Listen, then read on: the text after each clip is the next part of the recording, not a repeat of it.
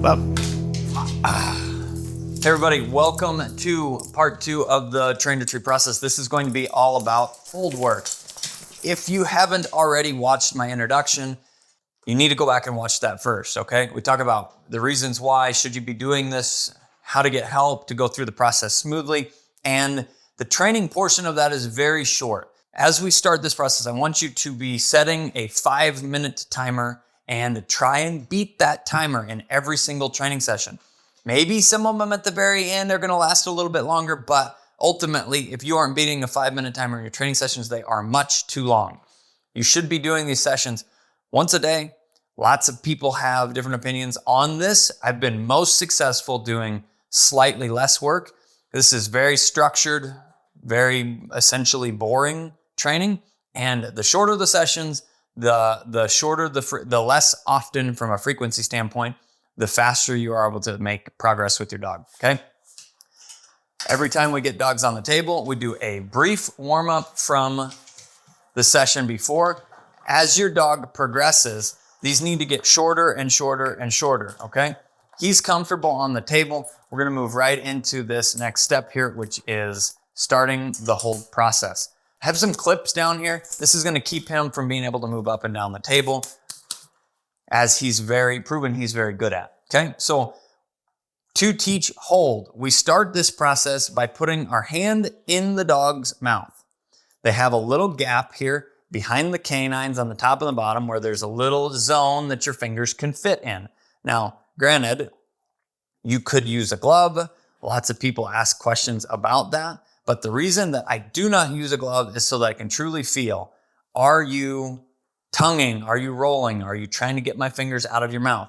I can use my fingers on top, my thumb underneath, and I kind of have a hold of his jaw so that I can just work through, get used to something in your mouth. Good. And as soon as you stop all of the pieces,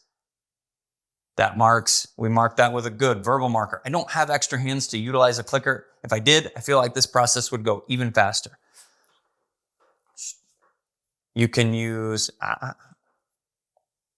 good. Very small verbal corrections or physical corrections. A light tug here on his flat collar gives me a little more from a control standpoint. The other side of it is that little noise you heard, that says stop, pulls focus for a second. Good. All we're looking for is him to stop his tongue, stop his mouth, not be rolling, mouthing, doing anything else.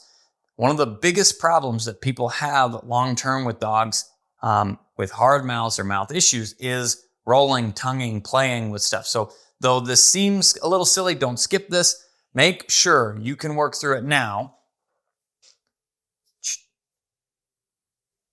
Good. That we can stop the tonguing, stop any of that stuff, and a couple properly timed reps, you should be ready to move to the next step. As we move through this process, you're going to need to break this down in as small pieces as you need for your individual dog. That's where reaching out at patreon.com/Standing Stone Kennels is going to allow me to help direct you. Can your dog do more? Do you need to give them a break? Do you need to spend more time on the last step? As we move through this, we're going to move into something that is fairly small in diameter and usually in the harder category.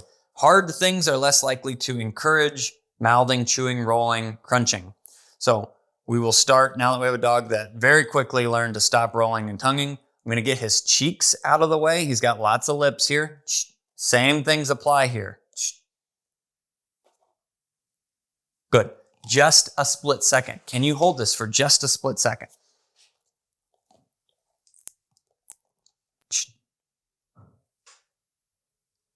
Good, okay? That's it.